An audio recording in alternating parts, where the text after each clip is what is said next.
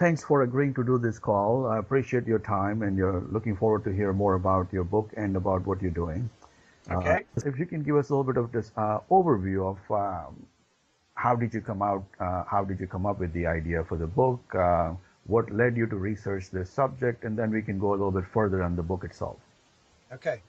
Well, I'm a biologist, and I'm also interested in history, and I like to think not only about scientific research and the exciting new things we discover, but also the meaning of what we discover and the ways that how we think about science actually changes the way we can do science. So the words we use, the metaphors we use are actually very significant in shaping our thinking about scientific discovery. And this book is about what I think is probably the most important discovery in biology after Darwin, and that is of the existence and nature of the genetic code. So what is in our genes, what genes are made of, how DNA is able to work its amazing effects on all forms of life. So what I was interested in is not only how this was discovered and the exact detail of the scientists and thinkers who came up with various discoveries, but also the words that they used and the way that they thought about biology, which in fact changed the whole way we thought about life. And as you'll see as we go on to discuss this, in fact, it was a series of ideas kind of came together from different parts of science, from computing, from thinking about biology, and from biology itself, which actually changed the way we view life. And people started to think about a code, there being a code in our genes. And that idea is in fact very, very rich. It seems extremely obvious to us now, but in fact it's very rich and complex. And I wanted to explore where those ideas came from. Oh, very helpful, very nice. Yeah. It is so important, the words that we use that shapes our thinking, and most people don't realize it, but the words and the metaphors that we use drive our thinking using those terminology and phrases. Yeah, I say towards the end of it, that at the end of the book, that a metaphor is a frame, but it's also a cage. So it actually limits what you can think as well. And, we're often told by kind of business gurus to think outside the box. So I think the challenge to scientists is to think outside of the frame, or at the very least to realize that the metaphors that they use not only enable them to think some things, but actually may make it more difficult to think other things, because these things are precisely metaphors. The genetic code is not actually a code, it's a way that we use to describe how some particularly complicated biochemistry takes place in a consistent way. And that metaphor of code has proved incredibly powerful. And the idea of genetic information being in our genes, these two linked ideas, code and information, came about at the same time in the 1940s. And it's a quite remarkable kind of confluence of different ideas and thinking that took place. And that's what I wanted to explore, how those ideas came to be, how they kind of immediately swept through the whole of biology and into popular thinking as well. And now everybody talks about information, the information superhighway. We talk about information and databases containing information, but we can actually pinpoint when those ideas entered first science and then into popular culture. So that was kind of the underlying theme of this book, to tell the story of scientific discovery, but also to explore the ideas that are contained within it. As the book title suggests, the life's greatest secret, the race to crack the genetic code. Would you take us back and explain where, in your opinion, based on your research, where the race started and how it all came together piece by piece over the years? Yeah, strictly speaking, I think the real race really was right at the end, in fact, in the last in a period between 1961, when the genetic code was, the first word of the genetic code was read, and 1967, when the final word was read. That's really when there was a race. What was going on before was more kind of fumbling in the dark as scientists once they'd realized that there was such a thing as the genetic code, which was said we can actually pinpoint it to a precise, well, two precise moments. First, there was this discussion in 1943 by the physicist Erwin Schrodinger. And Schrodinger wasn't a biologist. He was in Dublin during the war. He'd escaped from Austria after the Nazis invaded. And he had to come up with a set of public lectures for his new job at Dublin. And he decided to talk about life and what it is, not in a philosophical way, but from a physicist's point of view. And so he had to engage with some of the latest thinking about the nature of genes. And above all, he had to turn his very sharp physicist's eye onto some of the mysterious things about life.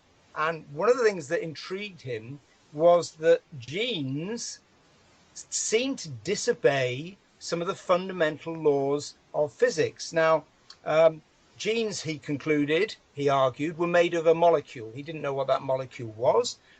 He assumed it would be a protein, and that he was wrong. They're made of DNA. But at the time, in 1943, he was going along with what most people argued.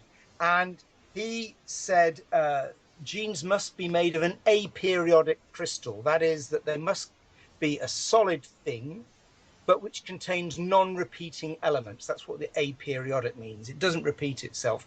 And that it must, in some way, he argued, contain what he called a code script, a way of instructing cells how to build bodies, and not only instructing them, but actually also containing the very means for putting that program, those set of instructions into action. And so the first person to talk about a code script was Schrodinger in 1943. The first people to talk about a genetic code were Watson and Crick, who in 1953 published 2 articles in Nature on the structure of DNA and its significance. The first article is the one that most people may have heard of, which was their article showing that the DNA had a double helix structure.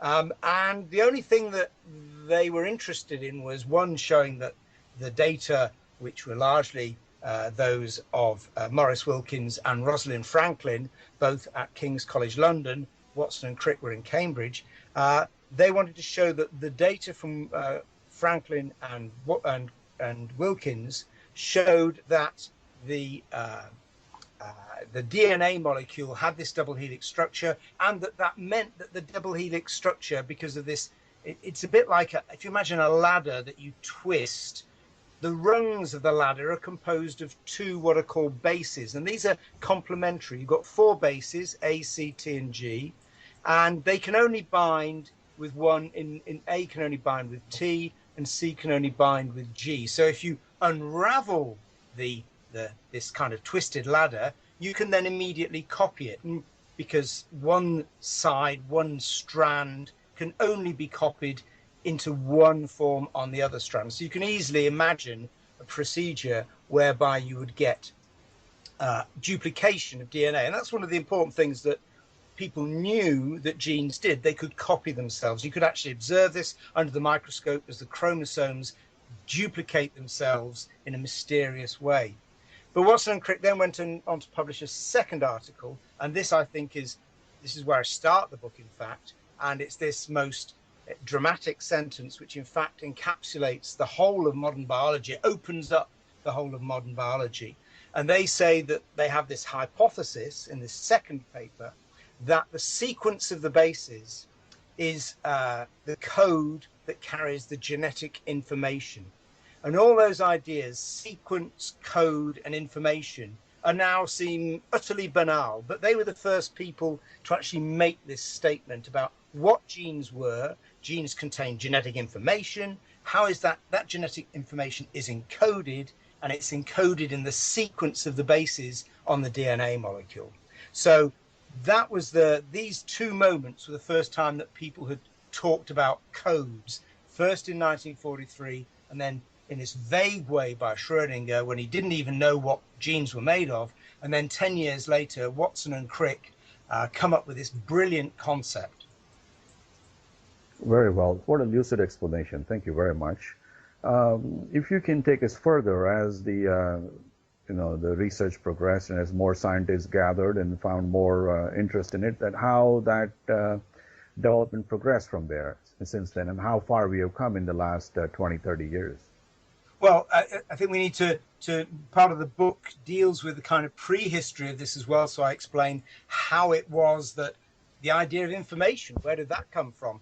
The relevance of DNA. And those ideas also mysteriously happened in the same year, 1943. So just as Schrodinger is coming up with this idea of there being a code script in genes, then a man called Oswald Avery in New York was completing about 15 years work and showing that genes were made of DNA, which a lot of people were very opposed to because they thought that DNA was a boring molecule just made of these four bases. And at the same time, Norbert Wiener and Claude Shannon, who were two mathematicians who were engaged in the war effort in America, both came up with the idea of information, this statistical concept, which we're now so at ease with. They came up with mathematical ways of describing the content of messages. And it was all these ideas that Watson and Crick kind of gathered together. And in particular, Crick, it seems fairly clear that this was Crick's phrase, this idea about the sequence of the bases is the code that carries the genetic information. It was Crick who came up with this idea. That really, as I said, opened the floodgates to modern biology. What's interesting is it took rather a long time.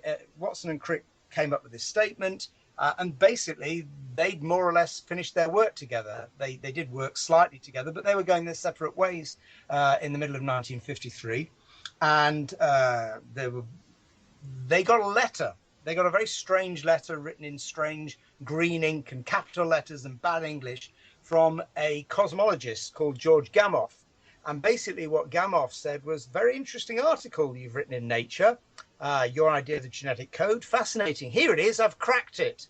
Now, Gamow's idea was completely wrong, and Crick knew it was in an instant because Gamow was suggesting that proteins, the main thing that genes do, or the main thing that people thought that genes did at the time, was genes produce proteins. And Gamow was suggesting that the DNA molecule itself was the basis for the synthesis of proteins, and proteins are actually stuck together on this double helix. Now, Crick knew this was wrong because biochemical data for about 10 years had shown that there was something else going on. So he dismissed this, what he thought was a crank letter. But Gamow pursued him, and eventually, when Crick had arrived in New York in the late autumn of 1953, they actually met. And Gamow convinced Crick that maybe they could crack this code, treating it almost as a bit of literally code breaking, and that with maths and sufficient thinking, you can actually break the code. And that's really what happened for much of the 1950s. A lot of very clever people set up what was called the Rna Tie Club, and this was composed of 20 members, including Watson, Crick, Gamow, and others, and they each had their own tie. And they each had their own tie pin to keep their tie to their shirt. And that pin had the name of one of the 20 naturally occurring amino acids. And each member had their own little tie pin. And they'd meet informally and drink a great deal. There was an awful lot of drinking going on. Gamow in particular was quite a character. He would do magic tricks. He would chase after women. He would get very, very drunk. But he, despite this being very hard work when you were with him, he had this drive and inspiration that led Crick and the others to actually try and crack the genetic code simply by thinking about it. So they knew that there was a sequence of bases There are only 4 bases, A, C, T, and G, and there were 20 naturally occurring amino acids. So they could work out that obviously you couldn't have one base coding for an amino acid. You'd only have 4 amino acids. That didn't work. And if your bases were in 2s, each genetic word, if you wish, was made of 2 letters, then you've got A, AC, AT, AG, that makes 4, and you do the same again, you end up with 16 combinations.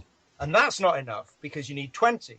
So they became obsessed in the 1950s by what Crick himself called the magic number 20. And they had to come up with various schemes of coding that would have 20 possible combinations. So they ended up saying, well, it's probable that the genetic word is composed of 3 letters. The problem with that is you've got 64 possible combinations. So if you've got 20 amino acids, then you have to exclude 44 combinations. So they came up with all sorts of ruses for excluding combinations. So, for example, they said, well, anything that's a palindrome that can be read both ways, so ACA, you can get rid of that. There's no reason, but they came up with this reason. They came up with this way. And if you get rid of all the things that are repetitive, so AAA, CCC, TTG, GGG, you got another 4 you could get rid of. So they came up with these schemes to try and come up with 20 combinations. And they didn't really get anywhere. And that's part of the interesting part of the book. So for much of the 1950s, people were trying to think their way out of this problem. And what happened was that, in fact, a couple of outsiders called Heinrich Matty and Marshall Nirenberg, they did an experiment. Rather than coming up with a fancy, complicated schema, they did an experiment, and they were able to read the first word of the genetic code. And this is significant because they were outsiders. They were in a lab that was not part of this Rna Tie Club. They didn't know about these fancy ideas that the Rna Tie Club had been coming up with because they weren't part of the in crowd. Instead, they were just thinking about how they could try and persuade the contents of a cell to produce a protein. And what Nirenberg came up with the idea of doing was getting some artificial RNA. Now, RNA is another molecule. It's a bit like DNA. It's only got 1 strand. And a lot of data showed that it was heavily involved in making proteins. People didn't quite understand. They knew that the genetic message went from DNA, where it's stored, into RNA, and then in some way it was turned into proteins. It wasn't quite clear what was going on. And so what Nirenberg came up with the idea was of people had recently developed methods for making proteins work be synthesized in a test tube, literally in a test tube. So he thought, well, if I get the contents of a bacterial cell and pour them into a test tube, and then I get some artificial RNA, which I know what it's composed of. So it's just composed of 1 of these bases, and I put that into this little system, maybe it'll produce me a set of amino acids. And that's exactly what happened in 1961. He produced this, he got hold of some artificial RNA, which is just composed of 1 base called uracil in RNA. For reasons that are a bit complicated, the T base in DNA is replaced by the U base. It doesn't really matter.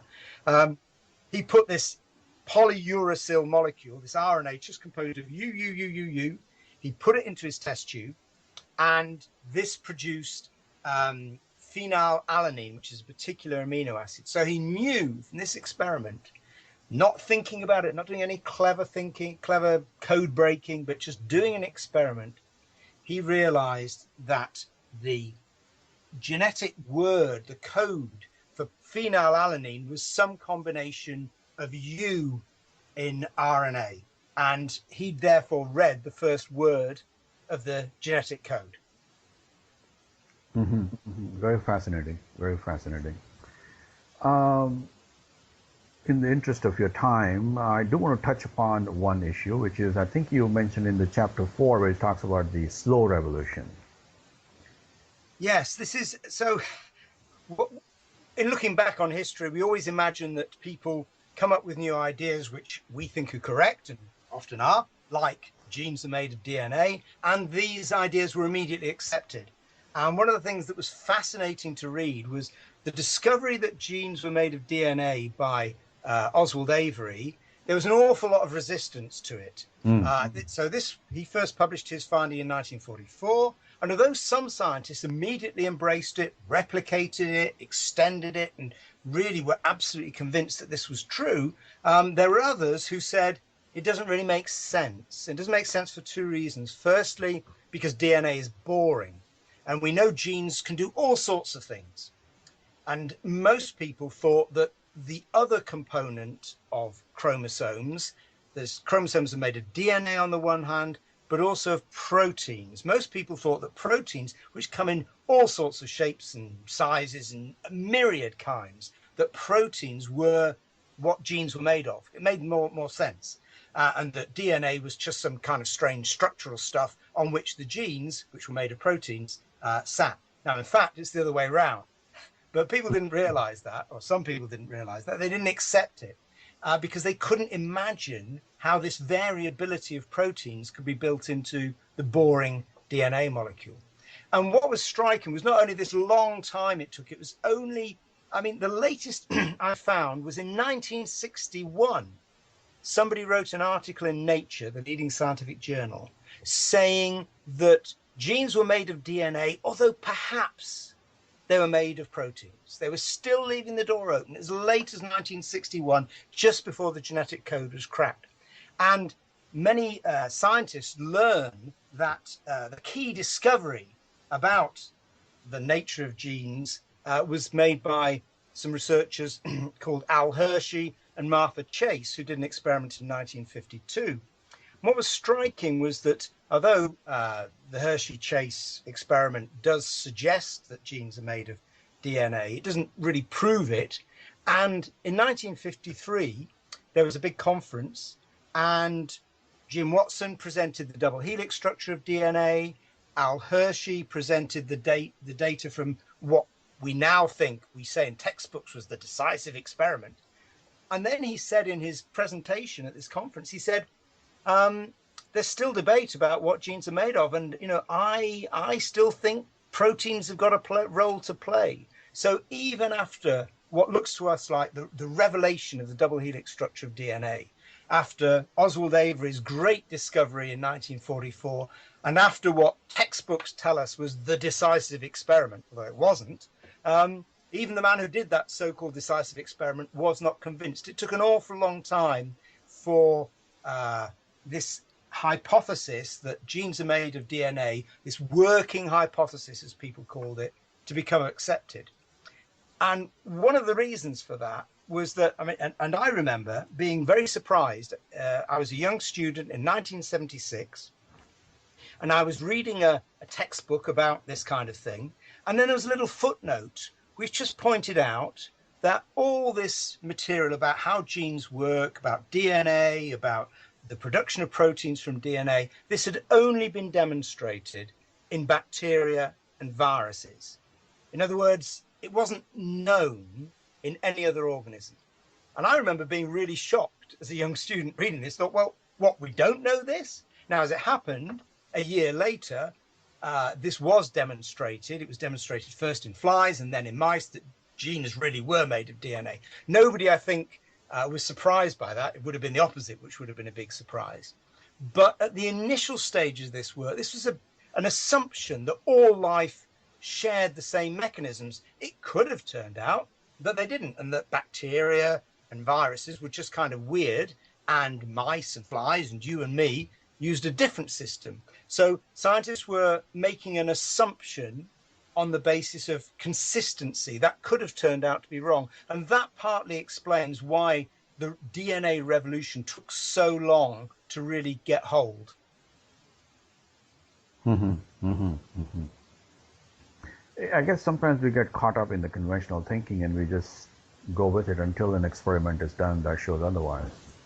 Yes, I mean, it was legitimate to assume that on the basis of what Darwin argued. Darwin argued that all life on the planet was related, and this was effectively the framework, without saying so explicitly, that everybody in the 1950s was working on. They were assuming, and they were correct to assume this, that by studying a very simple organism, like a bacterium, or even something that arguably isn't alive, like a virus, by studying something very simple, they could get insight into something very complex, like a human being.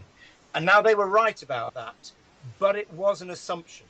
There was no actual data to prove that they were right. They were assuming this. As the data became overwhelming from bacteria and from viruses, and above all, after the genetic code was cracked, then nobody doubted that eventually this would be demonstrated for more complex organisms. Do you think we have enough time to go into the double helix chapter where you... Yeah. I've got plenty of time. Let's go. Maybe we can explain a little bit more in greater detail how that whole concept finally got accepted and it was became the final understanding across the community of scientists. That what really led to the conviction and clarification that is the model or the I guess the structure that we should be working from. Well, I think there's two things. Firstly, the acceptance that the double helix structure was correct was at one level near instantaneous, in that when Watson and Crick showed the model to Rosalind Franklin and to Maurice Wilkins in March 1953, then Franklin took one look at it and immediately said it must be true. It made perfect sense. And part of the problem with this is that to people like me who aren't X-ray crystallographers, that's the skill that they had to employ to uncover the structure of DNA. For people like me, you just think, well, it's a double helix structure. That makes sense. That's kind of fine. But in fact, the article that they wrote and the work that especially Crick did was much more complicated. So Crick and Franklin and Wilkins, they were all X-ray crystallographers. What this involves doing is getting a crystal or a semi-crystalline compound and then bombarding it with X-rays. And this produces a series of blobs on a photographic plate, which to me just look like a series of blobs. But if you've got the relevant mathematical concepts, you can interpret what potential structure could produce those patterns, because those patterns are effectively saying the repetitive nature of the molecular structure that you are uncovering through the X-rays. And initially, Wilkins was the first person to start working on this. And he was getting these beautiful X-ray images of DNA. And Jim Watson, who was a very young student, or he'd finished his PhD, he was a postdoctoral researcher, he saw a talk that Wilkins gave and was immediately captivated and thought, well, I want to learn those skills and to study X-ray crystallography too. He couldn't go and work with Wilkins for various reasons, so he ended up in Cambridge, where he shared an office with Francis Crick, who still hadn't finished his PhD, who was about 8 years older than Watson. And Crick was kind of vaguely working on his PhD, which, as it happens, was on the helical structure, decoding the helical structure of hemoglobin, of certain hemoglobin molecules. So Crick was developing these mathematical techniques. And you've got to remember, at this stage, they only had slide rules and pencils and log tables, no computers, no calculators, just some very hardcore mathematics to do these very complicated calculations. Wilkins didn't make sufficient progress to satisfy the head of his lab in King's College London, John Randall. So Randall made a bold move, which turned out to be a bit of a disaster. He recruited Rosalind Franklin, who was an X-ray crystallographer who was working on coal in Paris, and he invited her to come and work in London. And there was a lot of misunderstanding. Franklin thought that she was going to be working independently on DNA. Wilkins, who was the deputy head of the lab, thought that she was going to be working under his instructions. So there was a misunderstanding between the two as to what their relative statuses were. Franklin was a very feisty, argumentative person who loved debate, and Wilkins was extremely introverted and quiet and very, very English, you might say, couldn't stand argument, hated it. So there was really no chance that they were going to get on. It was a complete disaster. They had to be kind of separated, and they were each put to work on different forms of DNA. Watson and Crick were told to keep out of it because it wasn't what they were supposed to be doing. They were both interested in DNA, but they were told to keep out of it. And it was only at the end of 1952 when an American researcher, Linus Pauling, decided that he wanted to try and study the structure of DNA, that the lab heads in Cambridge and London, worried about being scooped by this great American chemist, and Pauling was an absolute genius, that they decided to allow Watson and Crick to start doing this work. There's a lot of discussion that people talk about, did Watson and Crick steal Franklin's data? And there's no evidence of that at all. What in fact happened was that Franklin had published in an internal research council document some key figures about that she'd extrapolated from doing measuring these blobs on these photographic plates. And this report was legitimately given to Watson and Crick, and that provided Crick with the numbers that he needed to be able to work out the double helix structure, which I would say, in fact, was very, very complicated. It wasn't just a matter of him saying, oh, this looks like a double helix. He actually had to prove that the composition, the known chemical composition of DNA would fit, the atoms would fit into this structure and could produce the particular pattern that they foresaw.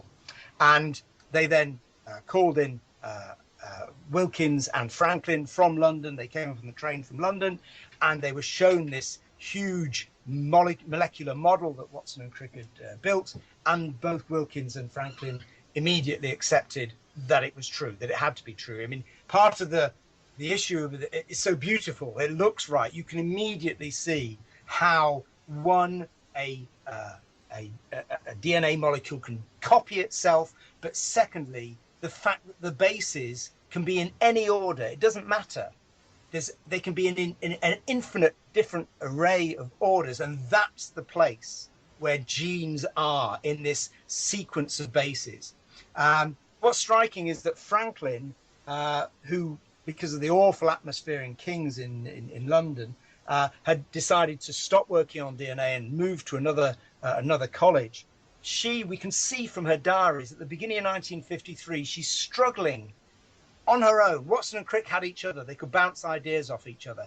Crick had been prepared for studying helical structures because that's what his PhD was on. And Franklin, who was on her own, who didn't have the kind of math smarts that Crick did, nevertheless, she was nearly there. She was probably about a month away, 5 weeks away from coming up with the idea herself. And in her notebook, she actually realizes that there must be some kind of double helix structure, and that there must be the sequence of bases is very important for what genes can do. So she nearly got there. In your research and the things that you have discovered, what is so unique about double helix structure that other structures just can't replicate or offer? And do you have any scientific explanation that the readers can understand in the common layman's term? Well, part of the issue is that DNA is very stable. I mean, if you freeze it, it can last for hundreds of thousands of years. Oh, wow. If you keep it, so the oldest DNA we've been able to extract is 700,000 years old from a horse bone, which is hidden in kept in the permafrost. So DNA is very, very stable. It doesn't just fall apart.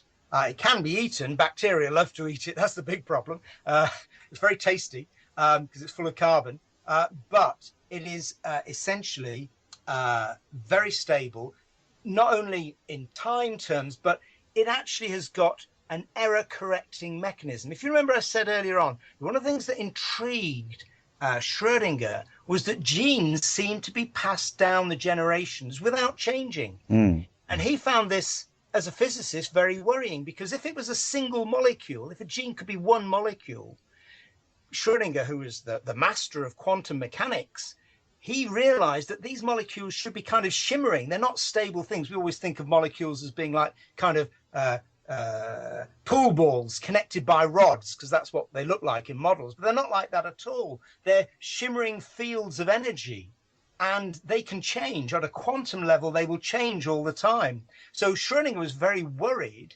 How could life have these genes which seem to be constant down the generations and yet also be made of something physical? And the answer is in that double helix structure, because what it contains is an error correcting mechanism.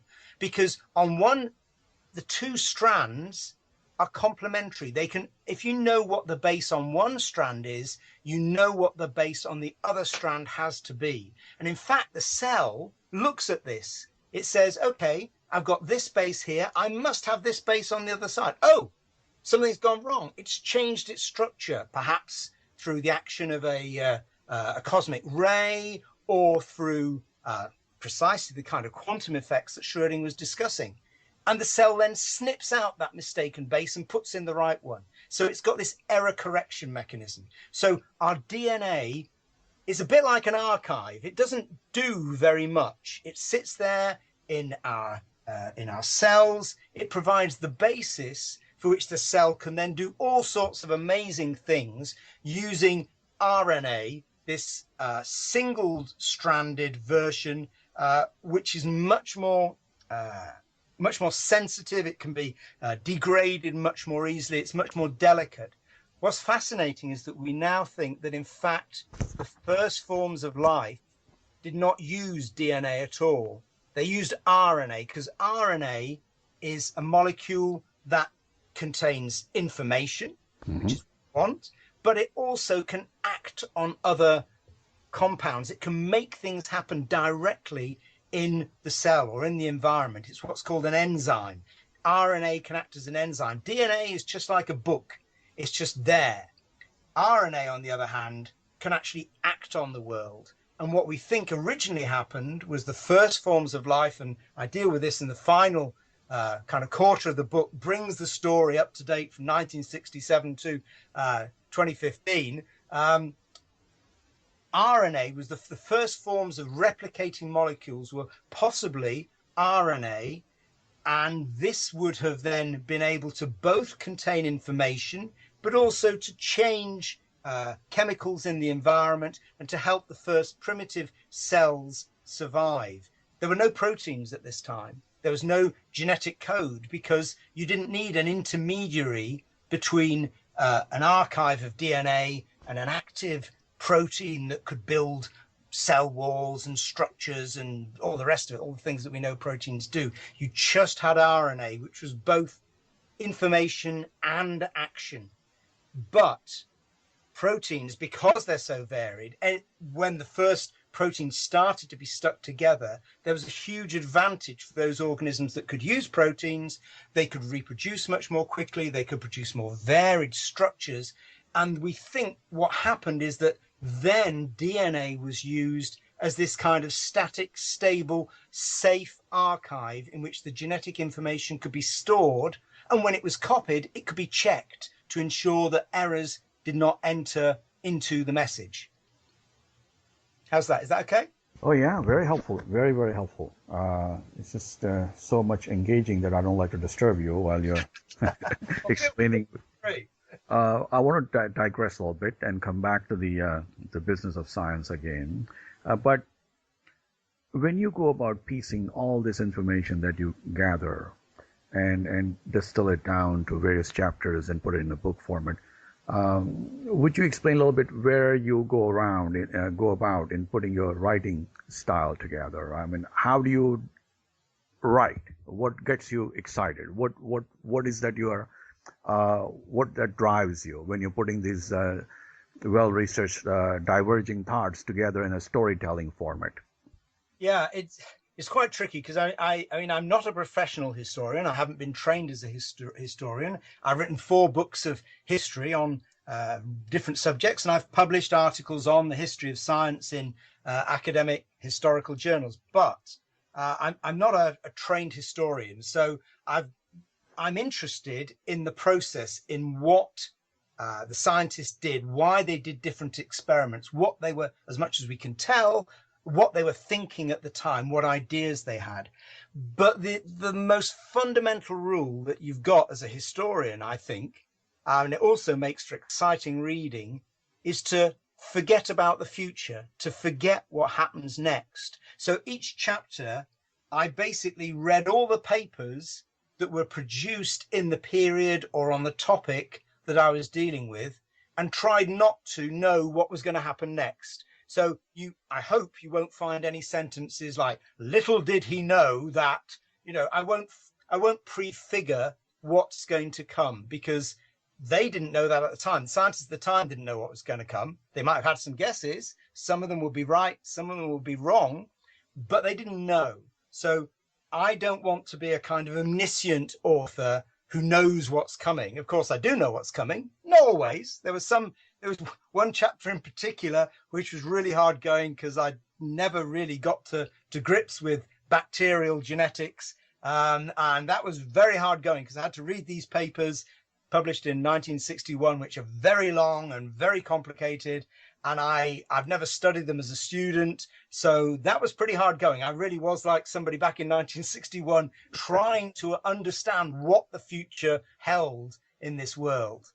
So that's the key thing. I want to get over to the reader the excitement, the mystery that scientists feel, because we don't know what's coming. We hope there's a rational solution to the enigma, the riddle we're studying, but we don't necessarily know what it is. All we can do is think, come up with ideas and experiments that will test those ideas, and then see what fits best, and come up with a new theory, a new explanation, and then test that. And you go by this piecemeal way until in the end, the story is more or less complete, and we've resolved, for example, the nature of the genetic code.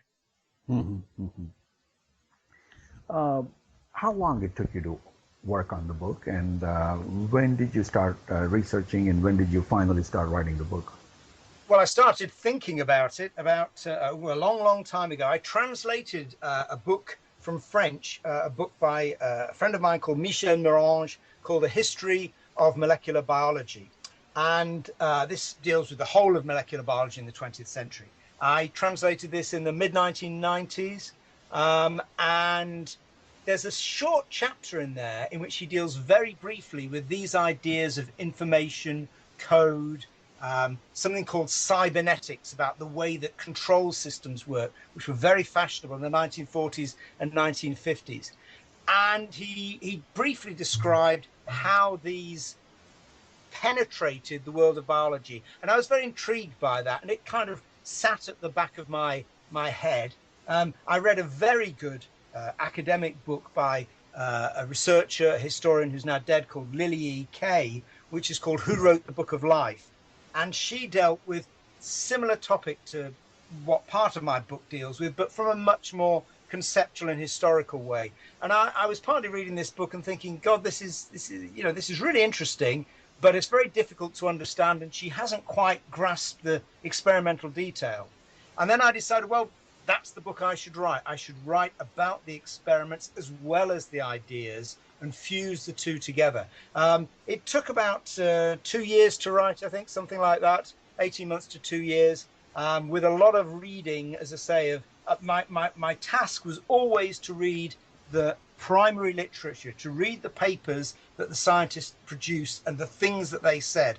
I was also interested in their memoirs. So in particular, Jim Watson wrote The Double Helix, which is a fantastic book, marvelous, brilliantly well written, just not entirely true in many points, but nonetheless a fantastic read. That dealt with a very brief part of my book. I found memoirs from the key participants in various scientific journals and bits of archive and so on that gave me insight into what they were thinking. So I wanted to make the people who were producing this amazing work human, because they all were, with their flaws and their excitement and their going off on the wrong track because they had completely misunderstood something. So I wanted to bring this science to alive.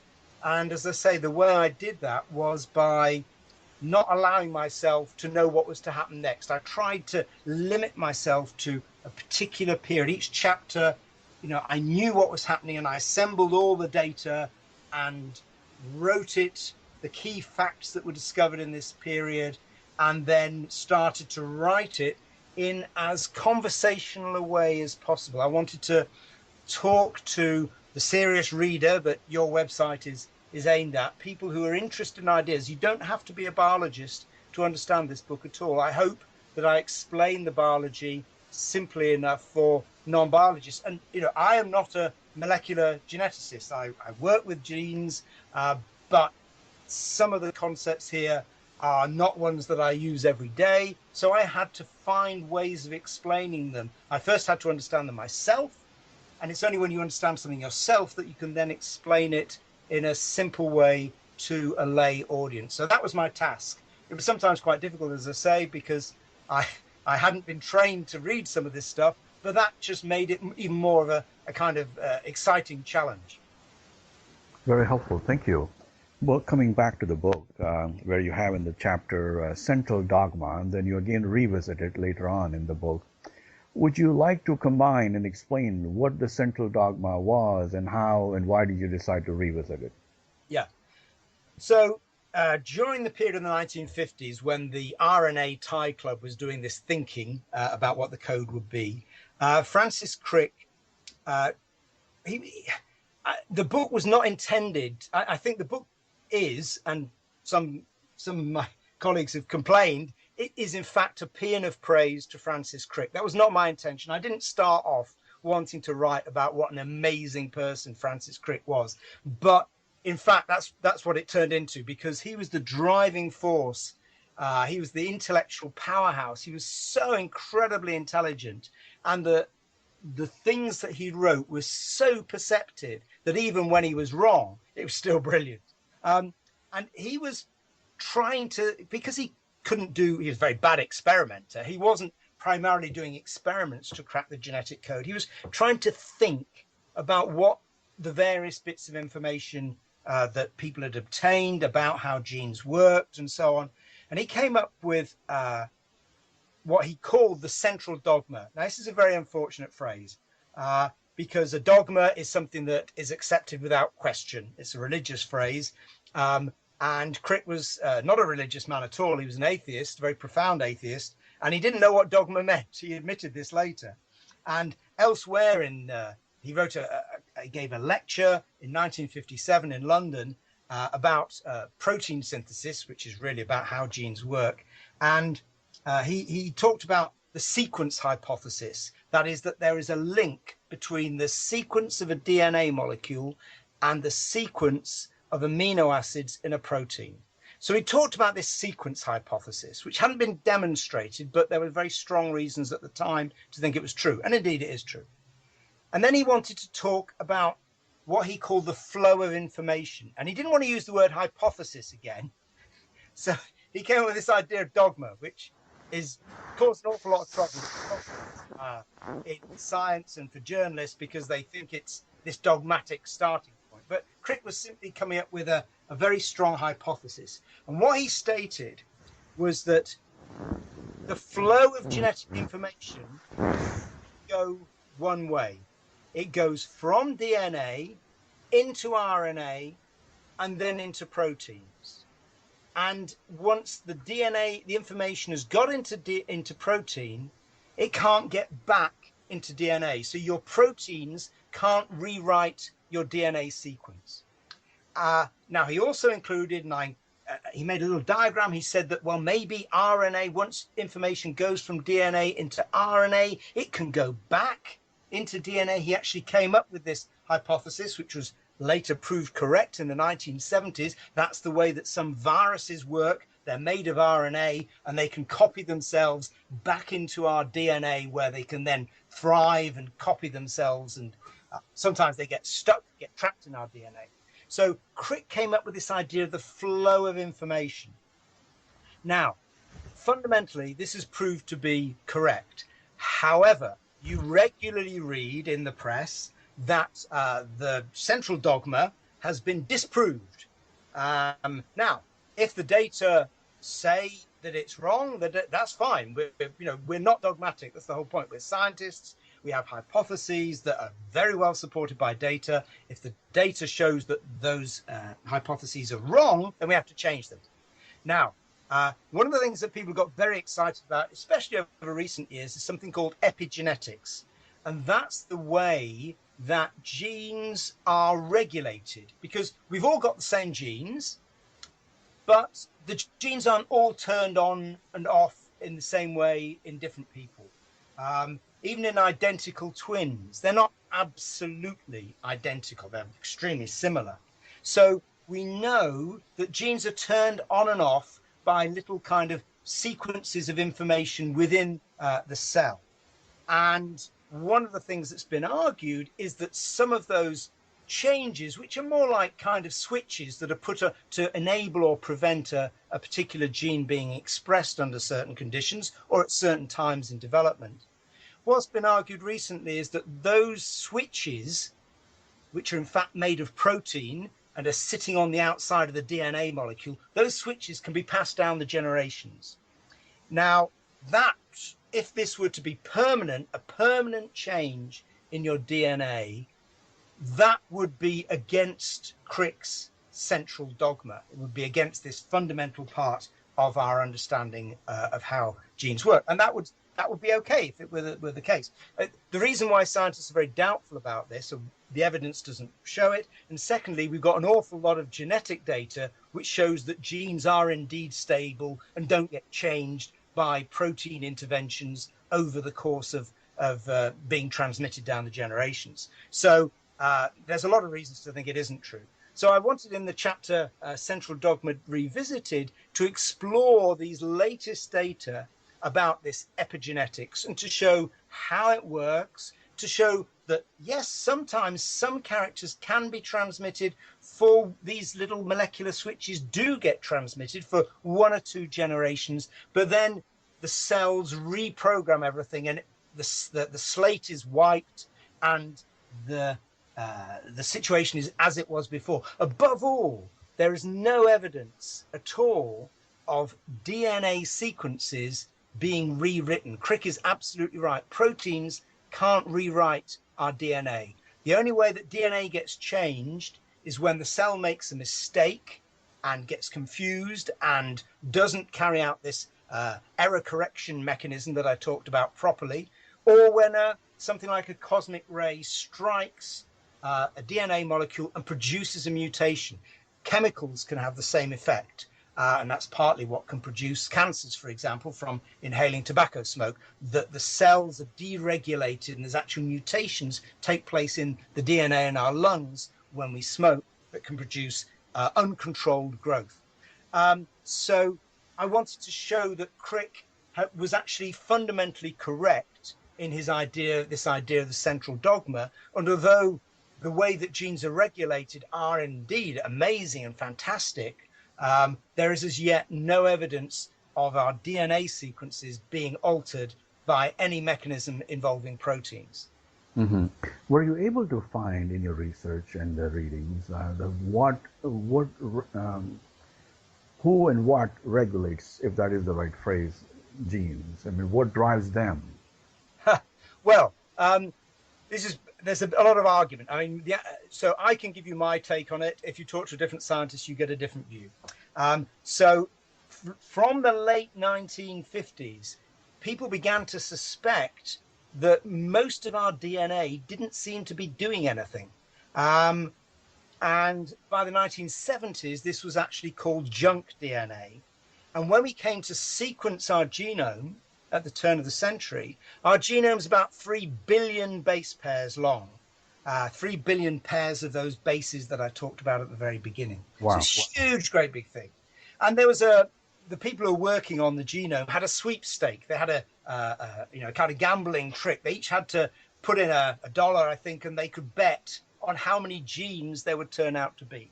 And most people bet that there would be around about 100,000 genes, because we had sequenced the fruit fly, the tiny little fly, and there were about 13,000 genes in a fly. So people assumed that, yeah, humans, we've got a lot bigger genome, we're a lot more complicated, therefore there must be 100,000 genes or something like that. The current number is about 19,000 genes. So we've only got about half as many genes, again, as the fly. But we can do a lot more things. So how do we manage that trick? Well, it's the way that the genes are turned on and off. That's the key difference. And that gene regulation is produced primarily by RNA, which is produced by genes. So we have genes that make proteins, which is about 5% of our genome. We have other genes, bits of DNA, that in fact just produce RNA that float around in a cell and go and bind onto a bit of DNA and either make it turn on or, more often, make it turn off. They stop it, a particular gene functioning. This is regulatory RNA, and that is around about 10% of our genome. The other 85%, I would argue, we have no evidence that it does anything at all. There are other scientists who would argue that it's all active in some way, and that will have to be resolved. I think most people at the moment go with the idea that indeed 85% of our DNA is made up of junk. Just to give you one figure, about half of our DNA, half of our genome is made up of viruses that have got trapped. So I said earlier on, viruses can be RNA viruses that can turn themselves into DNA and get turned into DNA in our molecules. And we can see the traces of these past infections that go back millions of years. And about half of our DNA are these trapped RNA viruses that just live with us. They can't reproduce anymore. They're dead. They're like fossils that we carry in our cells, and every generation we reproduce them, we pass them on to our children. But they don't appear to do anything. So over half of our DNA is just a fossil infection. Would the word dormant be correct if I... No, I think fossil is better. They can't get out. These aren't elements to become unglued. Because they haven't been copying themselves as viruses, they've accumulated mutations. So if we can compare these sequences to those of other viruses that are floating about and can infect us, there are lots of mutations in these sequences. So they've lacked the machinery to become unglued from our chromosomes. And even if they could do, they're now so broken by the effect of random mutation over tens of millions and hundreds of millions of years that they wouldn't work anymore at all. So they're not dormant in the sense that they're going to come to life and do us harm. They are fossils. They are the imprint of a past infection. So as you suggested, they lack the machinery to be reactivated. Yeah, and they're broken. They've been broken by random mutation. Mm-hmm. Thank you. Moving on to the Brave New World. Why was it brave, and what was new about the New World?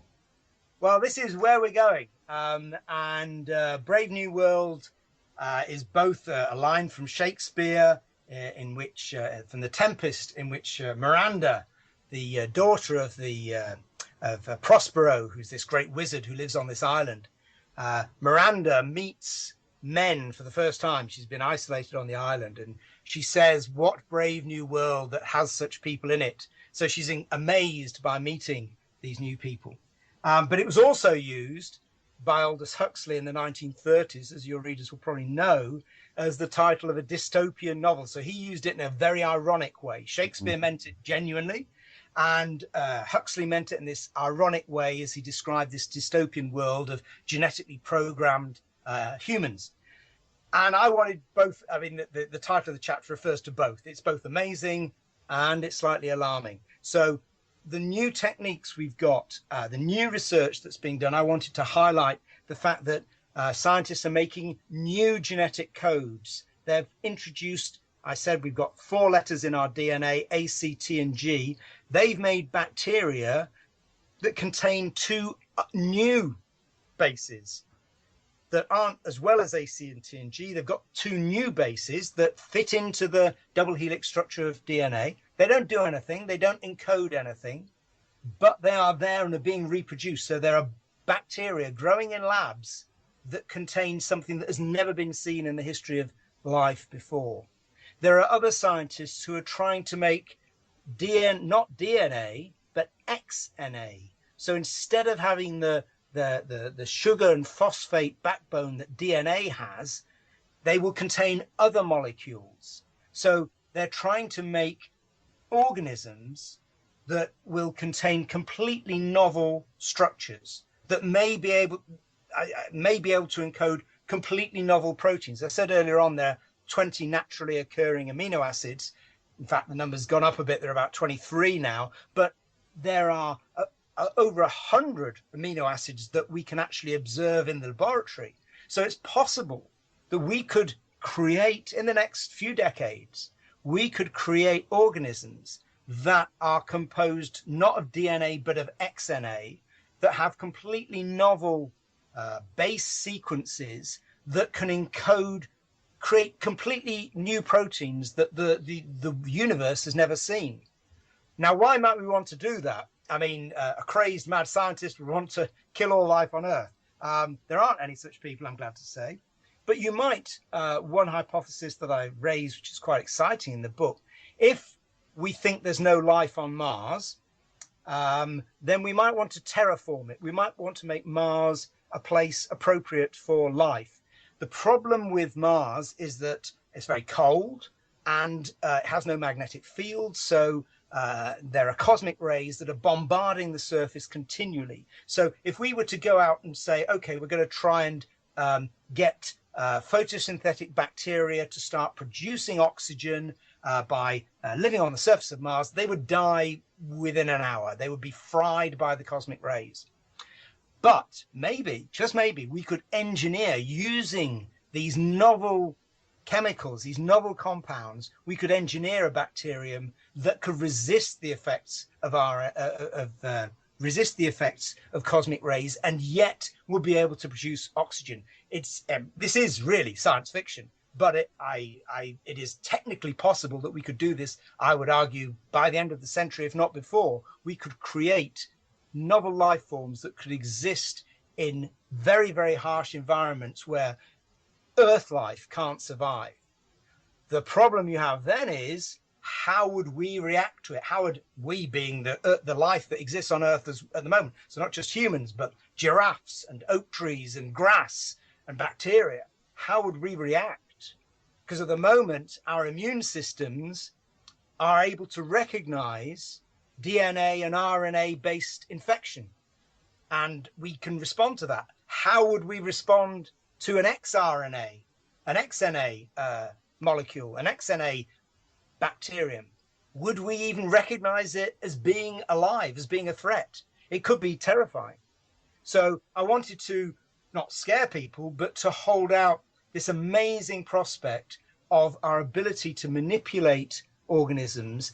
And we need, as a society, to come to some view about this. There's a new technique called CRISPR, which I only mentioned very briefly in the book, which is often called gene editing. And that will enable us very soon to very precisely change the genes of human beings and of animals. This could create great medical progress in being able to cure genetic diseases in people.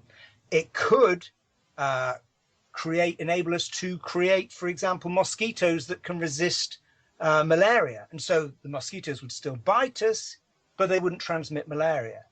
On the other hand, these raise huge ethical and ecological issues that as a world, we're going to have to come to terms with, because the genie's out of the bottle. We can do this. We need to decide, we can do it. Should we do it? And that is too important for the scientists to decide. The whole of the world is going to have to come to some decision about what is right and what is wrong. because this is something that will affect all of us. Thank you. I think I've taken a lot of your time, but I have a few questions. Okay. In the end, you end the book with the word conclusion. Are there any certain conclusions that you would like to highlight, and you would wish the readers would grasp them in a great seriousness, and what the book should leave you as a few final thoughts that you should ponder as a reader or understand? Well, partly the excitement and the area of risk that I've just described, but above all, as I started off by saying, these ideas of code, information that are at the heart of the book and at the heart of our thinking about what life is. Crick said in 1957 in his talk on the Central Dogma, he said, life is composed of the flow of matter, the flow of energy, and the flow of information. So Crick was putting information on the same level as energy and matter as being a fundamental property of the universe and of life. And once you start to think about life as being information, then that raises all sorts of questions about the nature of thought itself, of being. Could you have an organism that was simply information, that had no matter or energy, that was simply information, was like in a way a computer virus? What does the idea of code and information really tell us? Because there's very strict mathematical ideas about information, and what's striking in the book is that those ideas of this mathematical view of information, which was the inspiration for Crick coming up with the idea of genetic information, they are not actually applied by scientists. We only use information in this very vague metaphorical way. So what are the limits of this idea of information? How much does it help and how much does it limit? And what about the idea of a genetic code? I said earlier on that, in fact, the genetic code isn't really a code. It's a way that information in DNA can get turned into information in proteins. It's a set of kind of biochemical rules. And yet, this very powerful metaphor of it really being a code and there being a logical conclusion to it was very, very important in the 1950s. What it turned out was that the mathematicians and the physicists who were driving this idea of trying to crack the genetic code by thinking about it were absolutely wrong. The genetic code, it turns out, is incredibly random and redundant. We don't know why it is the way it is. We don't know why a particular set of letters codes for a particular amino acid. And there are some combinations. I said that scientists were trying to come up with 20 different combinations. So there'd be 20 words in the DNA code that corresponded to 20 words in the protein. It doesn't work that way. There are some DNA codes of 3 letters that code just for that code for a single amino acid. There are other amino acids that are encoded by 6 or 7 different DNA combinations. So the code itself is very, very random. Crick said at the end of this long period of exciting race to crack the code between 61 and 67, when the final word was read, he said nobody could have predicted the structure of the code because it's noisy. And the reason why it's noisy is it's the product of natural selection. And natural selection, although we think of it as being producing beautifully adapted organisms, it's based on random mutation, and all it can ultimately see is, does something work? If something works, that's good enough. Francois Jacob, the French geneticist who's one of the characters in the book, he said evolution doesn't design, it tinkers. So there's this random, rather unpredictable element within the code which could never have been foreseen. And so the final take-home message, I think, of the book is that theories are great and are the basis of all science, but we need experiments. And that's what eventually broke through this deadlock of the 1950s when Nirenberg and Matty did their audacious experiment in this out-of-the-way laboratory outside Washington in Bethesda, Maryland. They did the experiment, and that then showed the theoreticians that, in fact, they'd been coming up with the wrong ideas all along. Fascinating. I appreciate your time and thank you very much. Are there any other messages that you would like to have the readers to take away from the book, either about the book or to other authors, as when they go about researching such a fascinating subject, if they're writing any other book that you may Yeah. want to enlighten them? Well, I would most definitely encourage people to read Jim Watson's The Double Helix. I mean, I give a list of further reading at the back. Jim Watson's The Double Helix is fantastically written. It's kind of a scandalous book in many respects because he's so rude about people, in particular about Rosalind Franklin. But it's a very honest book because he wrote it in the 1960s as a relatively mature man, to the extent that he ever matured. And he in there's a final epilogue in which he kind of pulls the rug from under your feet as the reader, and he presents his mature view of his younger self and of how he treated Rosalind Franklin.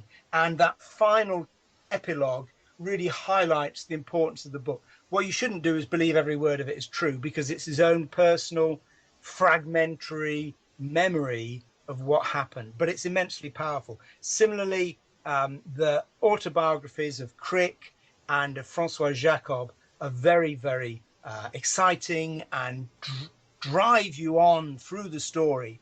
For those of a more historical and intellectual bent, then Lily E. Kayes, who wrote the Book of Life, is a fantastic.